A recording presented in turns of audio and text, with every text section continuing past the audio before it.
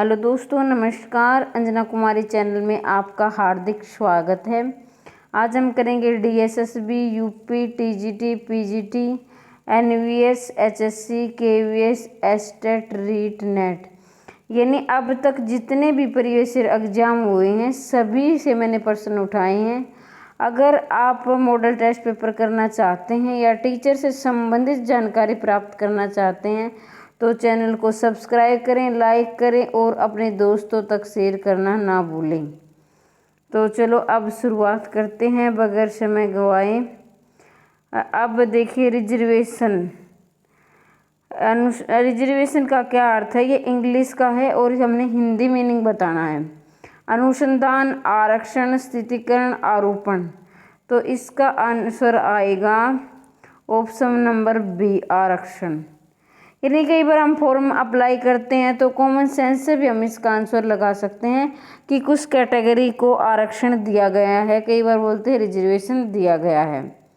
ठीक है। अनुसंधान या रिसर्च वगैरह होता है। स्थितीकरण मतलब होता है कि रुकना एक जगह। आरोपण इस तरह आप देख सकते हैं। फिर देखिए रिजर्वेशन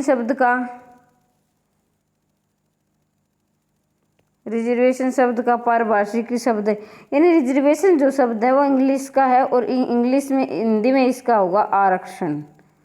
और अनुसंधान का होगा रिसर्च। इसी प्रकार ये सारे हैं, आप इन्हें पढ़ लीजिए।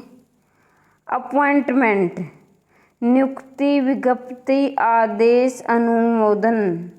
जो अपॉइंटमेंट है जो इंग्लिश का शब्द है उसका हिंदी मीनिंग क्या होगा, तो इसका होगा नियुक्ति। हम जल्दी जल्दी करेंगे, कम समय में हम ज़्यादा क्वेश्चन करेंगे। अपॉइंटमेंट शब्द का पारिभाषिक शब्द नियुक्ति होगा। विज्ञप्ति का होगा एडवर्टाइजमेंट। आदेश का होगा ऑर्डर। अनुमोदन का होगा अप्रूवल। अब है रजिस्ट्रेशन देखिए, नामांकन, संशोधन, पंजीकरण, आरक्षण। तो इसका आएगा पंजीकरण। कई बार बोलते हैं ना कि तूने रिजर्वेशन करवा लिया, यानी पंजीकरण आपने करवा लिया किसी भी इस तरह की। ये देखिए सारे प्रीवियस ईयर में एग्जाम में पूछे हुए प्रश्न है, बेहद ही महत्वपूर्ण प्रश्न है। इनको आप ध्यानपूर्वक करें और हर एग्जाम में पूछे गए प्रश्न हैं ये। रजिस्ट्रेशन शब्द का पारिभाषिक शब्द होगा पंजीकरण। इन्वॉल्वमेंट, संशोधन, ये सारे इसमें दिए गए। आरक्षण, रिजर्वेशन।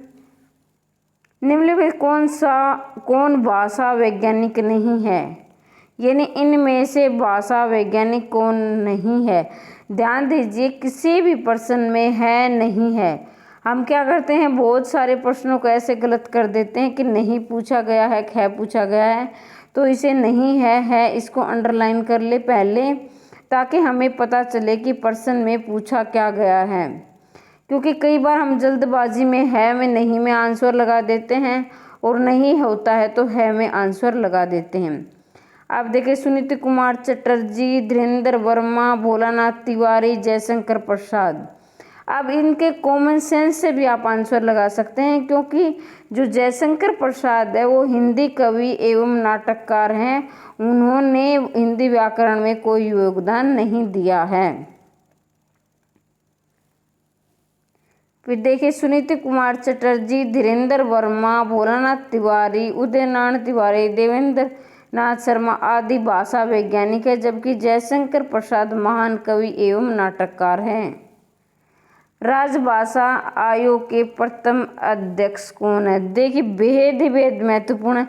जितनी बार वेरी वेरी इंपॉर्टेंट लगा जाए उतना ही कम है। हर परीक्षा में ये प्रश्न पूछा जाता है। देखिए तो इसको आप अवश्य ध्यान दीजिए, अवश्य इसको याद करें। बाल गंगाधर तिलक, मुंशी आयंकर, बाल गंगाधर खेर, काका साहब कालेकर। अब देखो इसका ऑप्शन नंबर आएगा सी, बाल गंगाधर खेर। लेकिन एक बात और ध्यान दीजिए कि कई बार इसका नाम बीजी खेर भी आ जाता है, तो इसको भी ध्यान रखें आप। ये बीजी खेर हो सकता है, बाल गंगाधर खेर हो सकता है, दोनों ही आ सकता है। राजभाषा आयोग के प्रथम अध्यक्ष थे बीजी खेर, यानी बाल गंगाधर खेर। राजभाषा आयोग संसदीय समिति उसके प्रतिवेदन के अनुसार संविधान में प्रदत्त 8वीं अनुसूची की तत्कालीन भाषाओं, यानी 8वीं अनुसूची की जो तत्कालीन भाषाओं के जो आयोग का गठन हुआ उसके भूतपूर्व मुख्यमंत्री श्री बाल गंगाधर खेर की अध्यक्षता, और यह अध्यक्षता कब हुई थी? 7 जून 1955 को। और किसके आदेश से हुई थी? राष्ट्रपति के आदेश से। और अध्यक्षता किसने की थी? भूतपूर्व मुख्यमंत्री बाल गंगाधर खेर ने। राजभाषा आयोग के प्रथम अध्यक्ष थे। देखो इसको घुमा फिरा के कैसे भी प्रश्न इसको बनाया जा सकता है, तो आप लोग कंफ्यूज ना हो। इसका आंसर भी यही आएगा, बाल गंगाधर खेर या बीजी खेर। भाषा की सार्थक लघुत्तम इकाई। अब देखिए यहाँ पर ध्यान देने वाली बात है, अगर ये पूछा जाए कि भाषा की लघुत्तम इकाई, तो यहाँ आंसर आपका हो जाता ध्वनि। लेकिन अब क्या पूछा गया कि सार्थक, अगर हम यहाँ पर सार्थक लगा देते हैं तो भाषा की लघुत्तम इकाई हो जाएगा शब्द।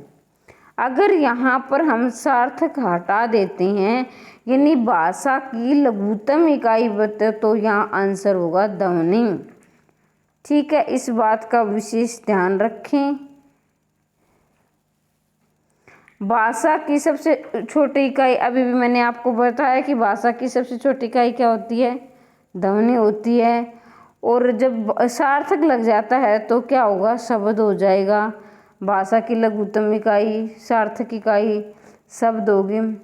सार्थक शब्द इकाई होते हुए वाक्य में अगर हम इसको शब्द को वाक्य में प्रयोग कर दे तो इसमें क्या है? वही शब्द क्या है? पद बन जाता है। ठीक है, भाषा के शब्द के अनेक वाक्य भी बन सकते हैं। शब्द को वाक्य के अनुकूल बनाते ही पद कहलाता है। अभी भी मैंने बताया आपको कि जब शब्द को वाक्य में प्रयोग कर दिया जाए तो वो क्या बन जाता है? पद कहलाता है। और पद का दूसरा नाम क्या है? रूप भी कहते हैं। पद का दूसरा नाम रूप भी है, क्योंकि भाषा बिना शब्दों के नहीं बन पाती, यानी कि बिना शब्दों के भाषा नहीं बन पाती है। भाषा का अस्तित्व शब्द के बिना कोई अस्तित्व नहीं है। अब देखिए प्रश्न कितनी बार और किस किस तरह इसको पूछा गया, कितने प्रकार ये बन सकता है। अब तक क्या पूछा गया थी? भाषा की लघुत्तम सार्थक इकाई। अब क्या पूछा गया कि भाषा की लघुत्तम भी होनी चाहिए और स्वतंत्र भी होनी चाहिए और सार्थक इकाई भी होनी चाहिए। तो वर्ण है, वाक्य है, शब्द है, ध्वनि है। तो इसका आंसर आएगा ऑप्शन नंबर सी, शब्द है। अगर ये पूछ लिया जाता भाषा की सबसे छोटी इकाई, तो ध्वनि या वर्ण हो जाता। जब हम मुख से बोलते हैं तो छोटी इकाई क्या होगी? मौखिक भाषा की छोटी इकाई ध्वनि होगी। अगर ये पूछ लिया जाए लिखित भाषा की छोटी इकाई क्या है, तो वर्ण होगी। ठीक है, इस प्रकार होगा। अर्थ व्यक्त करने वाली सबसे छोटी इकाई, अर्थ व्यक्त करने वाली सबसे छोटी इकाई। अब देखो कितनी बार पूछा गया ये प्रश्न और किस किस प्रकार से पूछा गया है। ये शब्द है अर्थ व्यक्त, क्योंकि अर्थ किस ध्वनि से कोई अर्थ नहीं बनता है, वर्ण से नहीं बनता है, और वाक्य से बनता तो है लेकिन वो छोटी इकाई नहीं है, वो बड़ा हो जाता है। इसलिए थोड़ा सा ऑप्शन काटते और समझते कॉमन सेंस से लगाते हुए जल्दबाजी में प्रश्न को गलत ना करें। अर्थ व्यक्त करने वाली सबसे छोटी इकाई शब्द है। अभी भी मैंने क्या बताया वही दिया गया कि मौखिक भाषा की सबसे छोटी इकाई क्या है? ध्वनि है। और जो उसी ध्वनि को अगर हम लिखित रूप दे दें तो वो क्या बन जाता है? वर्ण। तो लिखित भाषा की सबसे छोटी इकाई हो गई वर्ण और मौखिक भाषा की सबसे छोटी इकाई हो गई ध्वनि। भाषा का आधार क्या है? वाक्य। ठीक है, वर्ण के खंड नहीं किए जा सकते हैं क्योंकि वर्ण का कोई अर्थ नहीं निकलता है अगर हम उसके खंड कर देंगे तो। वर्णों में संधि हो जाने से क्या बनता है? नई वाक्य रचना होती है? नहीं। नया स्वर बनता है? ये भी नहीं होगा। नया वर्ण नहीं, ये नई ध्वनि बनती है। ये ऑप्शन नंबर डी इसका आंसर हो जाएगा। ध्यान दीजिए, वर्णों में अगर हम वर्णों को पास पास यानी निकटता ला दें तो संधि होगा, और अगर हम शब्दों में पास पास यानी निकटता ला दें तो क्या होगा? समास का निर्माण होगा। अब देखिए इसमें वर्ण में संधि हो जाने से ध्वनि बनती है। यानी वर्णों में संधि हो जाएगी तो ध्वनि बनेगी। वर्ण मूलतः ध्वनियों के लिखित चिन्ह है। वर्ण क्या है? लिखित चिन्ह है ध्वनियों की, और इनमें परस्पर निकटता लाने पर संधि होती है और परिणाम स्वरूप नई ध्वनि बनती है, नई वो बन जाती है ध्वनि। अब अगर ये बोल दिया जाए कि शब्द पास पास आने पर समास बनता है। भारत की संपर्क भाषा कौन सी? ये बेहद ही महत्वपूर्ण प्रश्न है। ये सारे महत्वपूर्ण तो सारे ही हैं, लेकिन कुछ प्रश्न ऐसे हैं कि वो जो बार बार परीक्षाओं में पूछे जाते हैं और हर परीक्षा में उनसे प्रश्न बनते हैं, तो आप उनको विशेष रूप से ध्यान रखें और महत्वपूर्ण प्रश्नों को पहले रिवीजन कर लें। भाषा की अब देखिए, भारत की संपर्क भाषा। संपर्क भाषा क्या है? आप सभी जानते हैं। संस्कृत नहीं हो सकती क्योंकि संस्कृत पहले बोली जाती थी। अंग्रेजी नहीं हो सकती क्योंकि सभी भारतीयों को अंग्रेजी नहीं आती है। और उर्दू है, वो भी पहले बोली जाती थी। आजकल उर्दू का ज्ञान बहुत कम लोगों को है, कुछ 1%, लेकिन उर्दू भी नहीं आती है। तो ज़्यादातर क्या भाषा बोली जाती है? हिंदी आएगी। संपर्क भाषा का मतलब होता है जो लोग आपस में बातचीत करते रहने के दौरान, यानी संपर्क के दौरान मिलते मिलने बातचीत के लिए प्रयोग करते हैं, तो इसका आएगा हिंदी। एक बात और बता दूं मैं आपको, आप कई बार असमंजस में यानी कन्फ्यूज रहते हैं कि भारत की राष्ट्रभाषा क्या है, राजभाषा क्या है। तो ध्यान दीजिए, भारत की राष्ट्रभाषा कोई भाषा नहीं है। भारत की राष्ट्रभाषा का मतलब होता है कि ज़्यादातर लोग जिस भाषा का प्रयोग करते हैं, पूरे देश में जो भाषा बोली जाती है। तो भारत क्या है? बहुभाषीय देश है। पूरे देश में कोई भी भाषा नहीं बोली जाती है, लेकिन हाँ, राजभाषा आ जाए तो हिंदी भाषा होगा, संपर्क भाषा आ जाए तो हिंदी भाषा होगा। राजभाषा का मतलब होता है जो सरकारी कामकाज में जिसका प्रयोग किया जाता हो। हिंदी भाषा की उत्पत्ति हुई है वैदिक संस्कृत से, लौकिक संस्कृत से, शौर्चन्य अपभ्रंश से, प्राकृत से। अब देखो, वैदिक संस्कृत क्या है? जिसमें वेदों का निर्माण हुआ है। लौकिक संस्कृत क्या है? उस टाइम लोगों की जैसे आम बोलचाल में बोलते थे लोग, और इसका आंसर आइए, भाषा की उत्पत्ति हुई है शौर्चन्य अपभ्रंश से। अब डॉक्टर नंगेंदर अपनी पुस्तक, अब देखिए यहाँ पर एक प्रश्न और बन जाता है कि डॉक्टर नंगेंदर की पुस्तक का क्या नाम है? तो हिंदी साहित्य का इतिहास। हिंदी साहित्य का इतिहास लिखा है डॉक्टर नंगेंदर ने। हिंदी भाषा का उद्भव अपभ्रंश के शौर्चन्य से माना है उस बुक में। निम्नलिखित में से हिंदी की शैली नहीं मानेंगे, यानी हिंदी की शैली कौन सी नहीं इनमें से? संस्कृतनिष्ठ हिंदी, हिंदुस्तानी, दक्षिणी, मसनवी। आप देखिए, संस्कृतनिष्ठ हिंदी भी है, हिंदी की शैली, हिंदुस्तानी भी है, दक्षिणी भी है। ये क्या है? मसनवी इसका आंसर नहीं होगा। मसनवी क्या है? फारसी बोली जाती थी। आजकल हिंदी भाषा की मुख्यतः 3 शैलियाँ प्रचलित हैं। 3 शैलियाँ प्रचलित है, कौन कौन सी है? हिंदुस्तानी भी है, उर्दू भी है, संस्कृतनिष्ठ भी है। इसके अलावा चौथी शैली अंग्रेजी भी मिश्रित की है।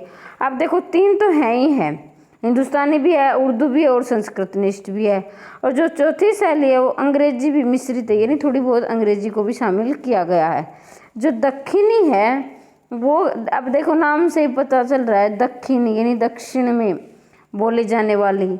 और जहाँ पर मुस्लिम के क्षेत्र है, यानी मुस्लिम ज़्यादा रहते हैं और वो इस शैली का ज़्यादा प्रयोग करते हैं। और जो आजकल ये प्रेम मार्गिका रचना के लिए, यानी प्रेम मार्गिका रचना के लिए प्रयुक्त हुई है, और जो फारसी की शैली है। तो अब देखिए, मसनवी जो शैली है वो फारसी की शैली है।